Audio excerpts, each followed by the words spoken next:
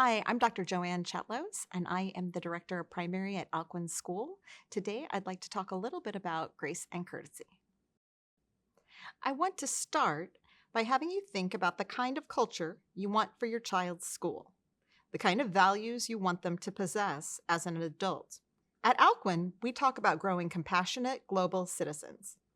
The International Baccalaureate highlights some specific traits in the learner profile, including caring, communicators, principled, and open-minded. The foundation for this at our school begins in the Montessori classrooms, where we prioritize thoughtfulness, empathy, gentleness, and peace. At a tour for prospective parents, we have had people ask how it is so calm in our primary classrooms. In our observation and chats, parents are surprised to see how the older children help with the younger children. Many people think of it as a sort of magic that happens at Alcuin, and it is magical, but it is also intentional. So how does that happen? How do we establish an environment that nurtures compassionate global citizens? In each primary classroom, there are multiple different areas of work: math, language, cultural, sensorial, and practical life. One of the key pathways the children have for learning how to care for themselves, others, and how to contribute to the world around them is the area of practical life. Practical life gives the child lessons that provide them with the skills to be independent in many of the same ways as the adults they see around them: mopping the floor, sewing, peeling an orange. The children receive regular lessons in this area with increasing degrees of complexity. Within practical life, however, there is one group of lessons that is special in that it does not require many materials or even space on the shelf. That area is known as grace and courtesy. Grace refers to the refinement of movement, while courtesy means to have polite behavior. At its simplest, this defines the work. Have you ever held a door for someone? Yes. When did you do that? When I was going to Murder Development today.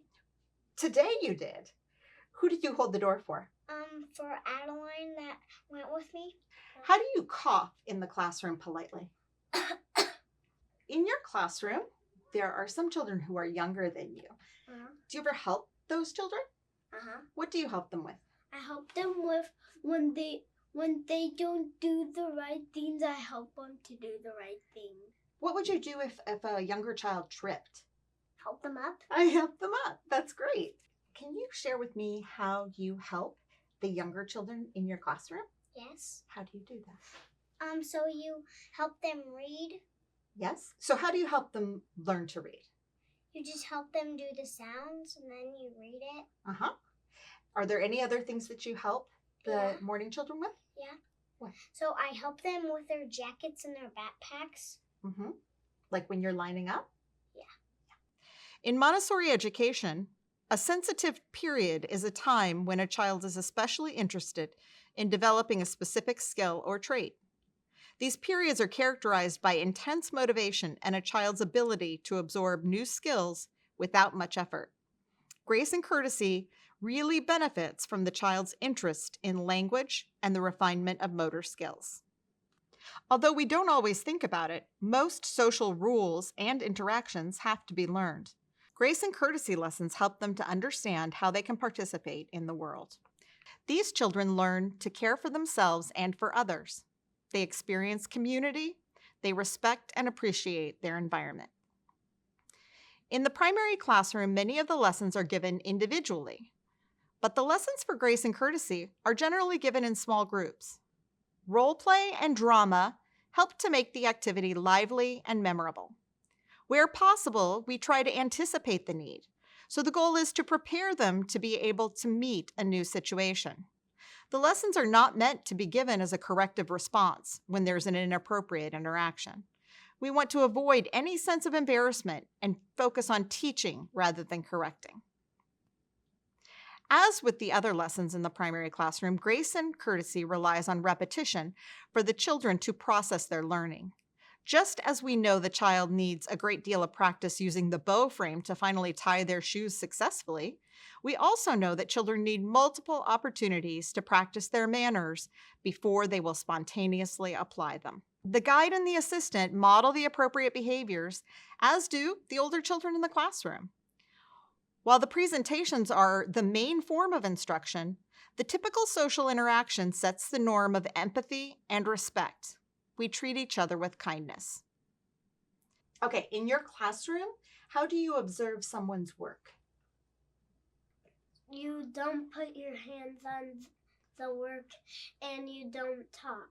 In your classroom, how do you observe someone's work? We put our hands behind our back and we be quiet and raise our hand if we have a question. Do you ever observe anybody else's work? No, only if we're getting a new lesson with people. Okay, Layla, if someone steps on your work in the classroom, what might you say? Please don't step on my work again. What would happen if someone stepped on your work? I'd just fix it. You would fix it? Mm-hmm. Would you say anything to them? Yes. Yes? What might you say? I would say, please, could you not step on my work? Mm-hmm. So what are some of the lessons that your child might experience in the classroom? Under the heading of communication skills, you might find lessons like introducing oneself or someone else, opening a door for someone, or learning how to offer help for a friend. We also touch on developing physical skills, including rolling a rug, passing by someone in a small space, or observing without touching.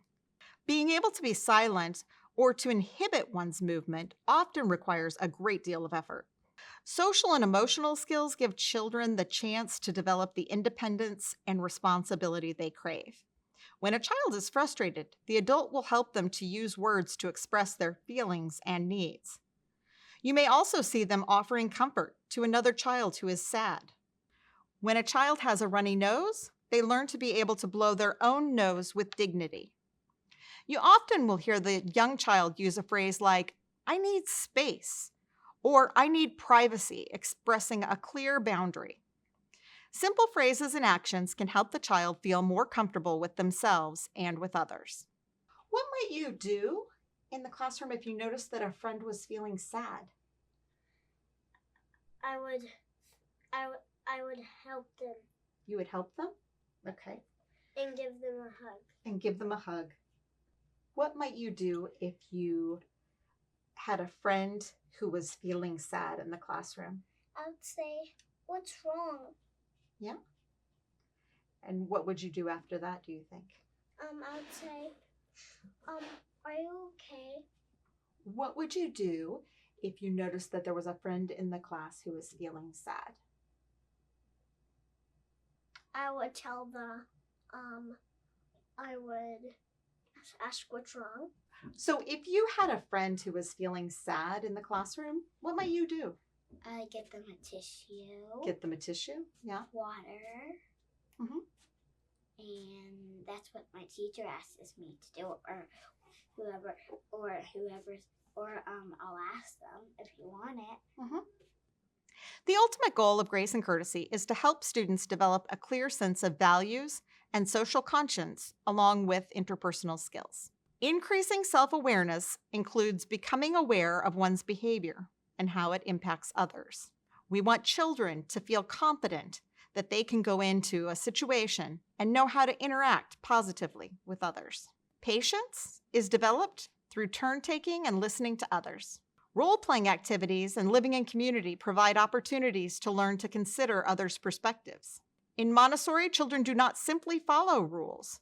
When they come to tell a teacher that something has happened on the playground, they are often asked, "What do you want to say to that child?" Or "What do you think should happen?" Cooperation is required by some of the group activities, and children have to work together toward shared goals.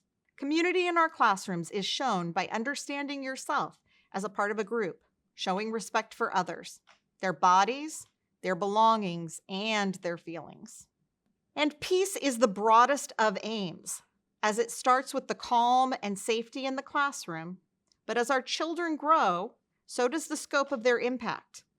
A recent visitor to our campus spoke of meeting with our high school students last year and how they talked about their different opinions, they shared their opposing perspectives, and continued to develop and improve the relationships that they had with other students at Alcuin. In her book, Education and Peace, Maria Montessori wrote, "The child is capable of developing and giving us tangible proof of the possibility of a better humanity. He has shown us the true process of the construction of the human being. The child is both a promise and a hope for mankind."